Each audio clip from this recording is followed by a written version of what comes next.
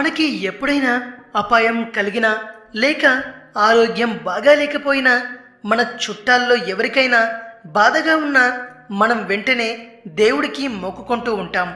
అది తీరిన వెంటనే ఆ మొక్కును చెల్లించుకుంటూ కూడా ఉంటాం.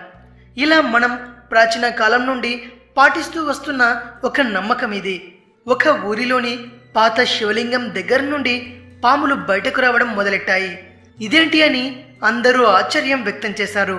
ఇంకొందరు ప్రజలు దీన్నొక చమత్కారంగా భావించి పాములకు పాలు పట్టించడం మొదలెట్టారు.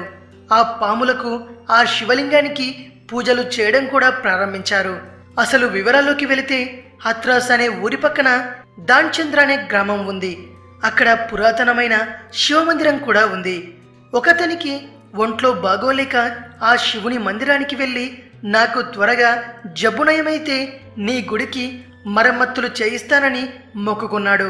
మొక్కుకున్నదే తడవుగా అతనికి జబ్బు తగ్గుముఖం పట్టింది. పూర్తిగా తగ్గిన వెంటనే అతను ఆ గుడి యొక్క మరమ్మత్తు పనులు చేపట్టాడు. ఎంతో మంది పని వాళ్ళకి ఆ గుడిని నిర్మించాలని ఆదేశాలు కూడా ఇచ్చాడు. అలా ఆ గుడిని మరమ్మతులు చేయిస్తున్న సమయంలో శివలింగాన్ని కదిలించాల్సి వచ్చింది. శివలింగానికి అటుపక్కన ఇటుపక్కన ఘాట్లు పెడుతున్న సమయంలో అనుకోకుండా ఒక గుంతలో నుండి పాము వచ్చింది. ఒకటే కదా అని తీసేయగా ఇంకా చాలా పాములు శివలింగం చుట్టూ చేరాయి. ఇదేదో ఆశ్చర్యంగా పైకి వింతగా కూడా ఉంది అని అనుకున్నారు ప్రజలంతా.